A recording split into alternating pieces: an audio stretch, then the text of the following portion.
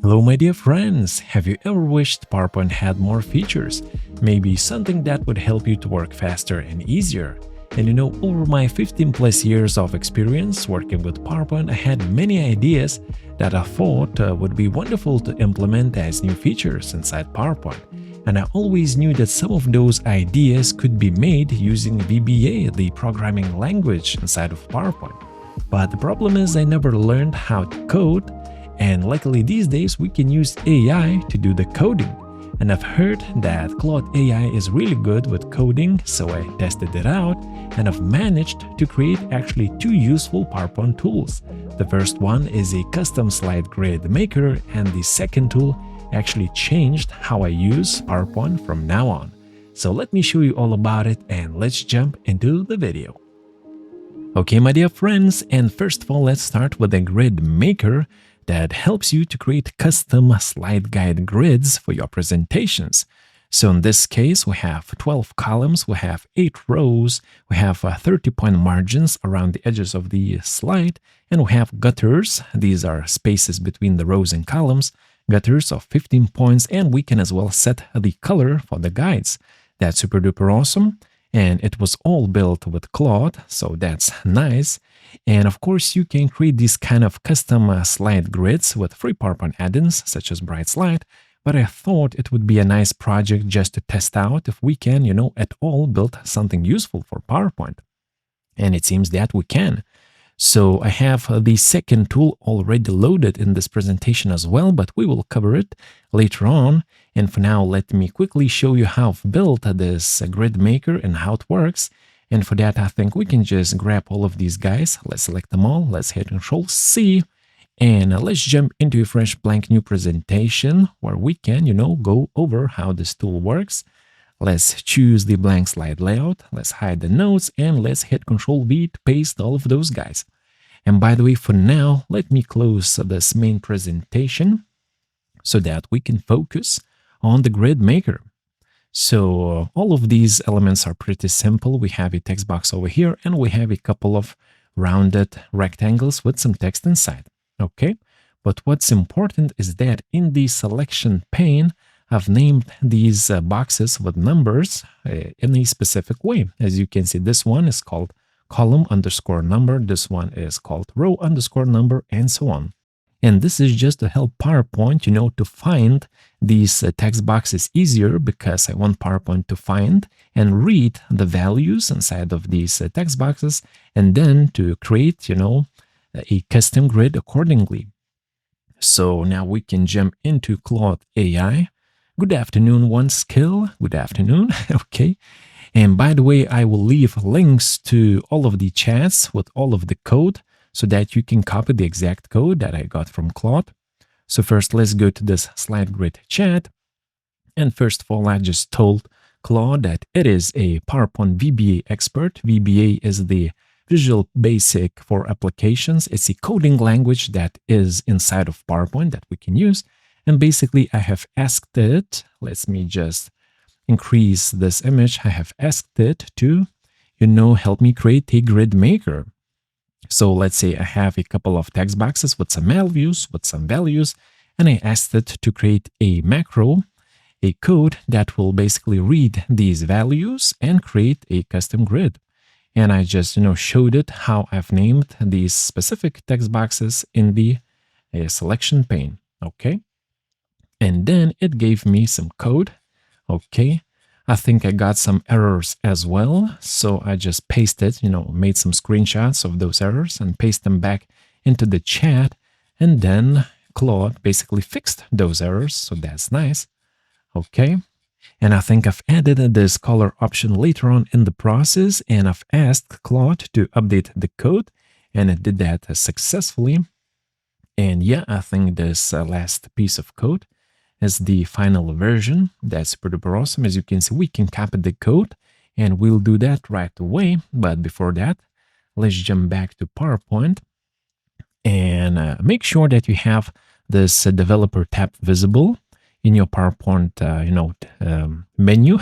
If you don't have it visible, you can go into File, Options, and over here you can You customize your ribbon and make sure that developer tab is activated, because over here you can just click on Visual Basic and enter Visual Basic.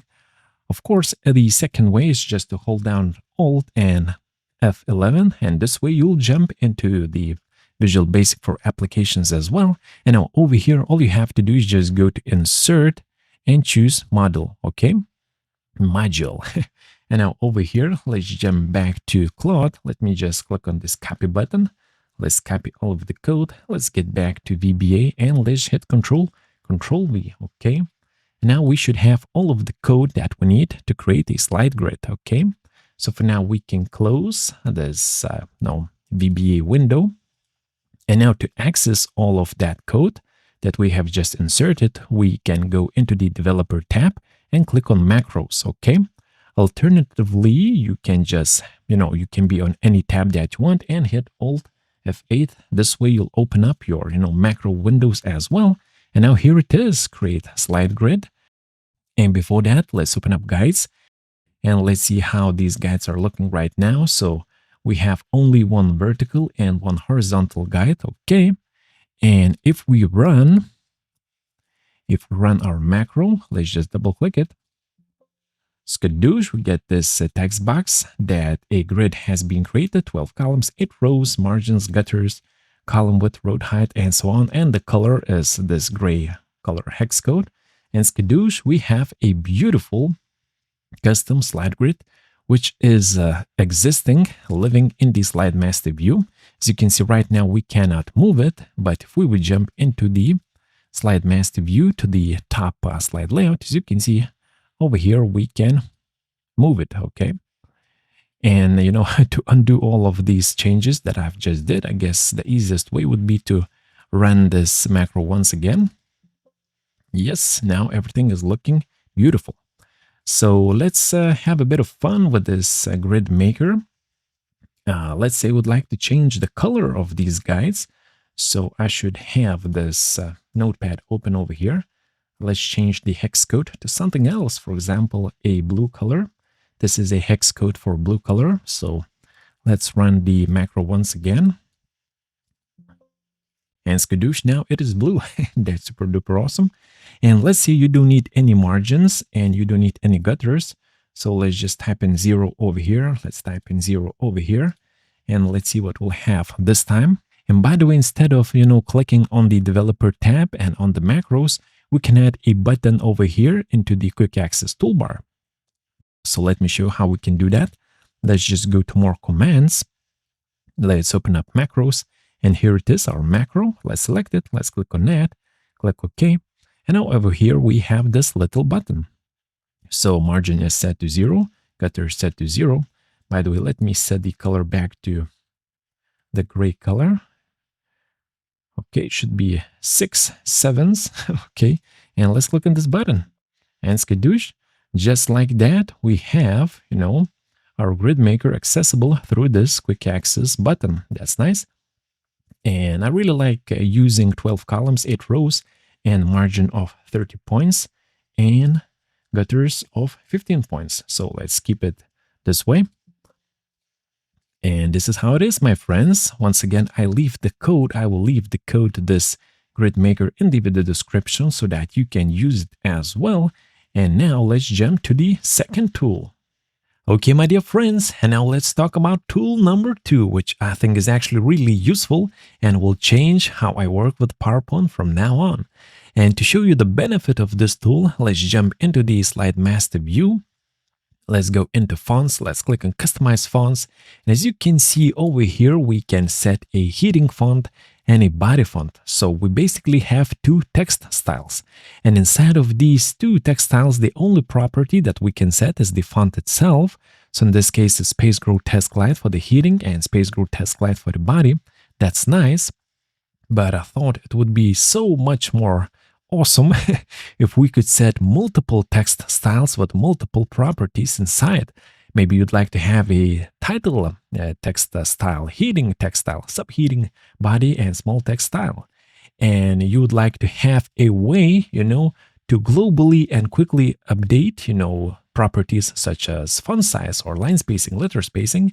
And this is exactly what this tool does. And this is what I've exactly, managed to create with Claude AI. That's super powerful. So once again, I will leave the link in the video description, to this exact chat where I've managed, to get all of the help and code from Claude. You can check it out in greater detail. But now let me actually show you how this tool works.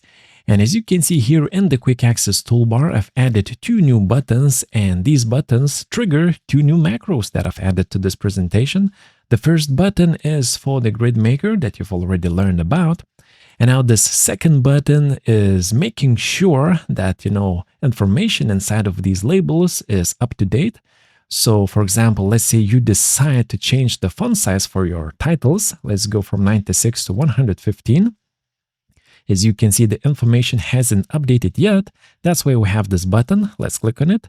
And skadoosh, now it shows 115. So basically, this button is just for making sure that all of the labels are up to date. Okay, let me undo that. And now the last button is the most powerful because it applies these text styles to the rest of the text boxes in your presentation. So this is a title style. Okay, this is a title style as well. And let's say we'd like to change how this title style looks like. So we have to change this primary text box. Let's select it. Let's go to Format Shape. And for example, let's change its fill to a gradient fill. So we have one stop over here, white stop over here, and black stop, color stop on the right. And now let's click on this button.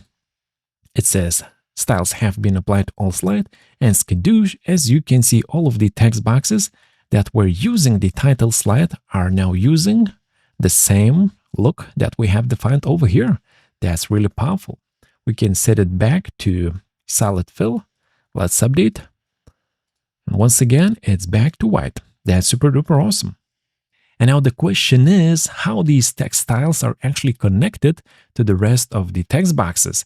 And the answer lies inside of the selection pane where we can name our text styles. So for example, the title style is named in this way, title underscore style.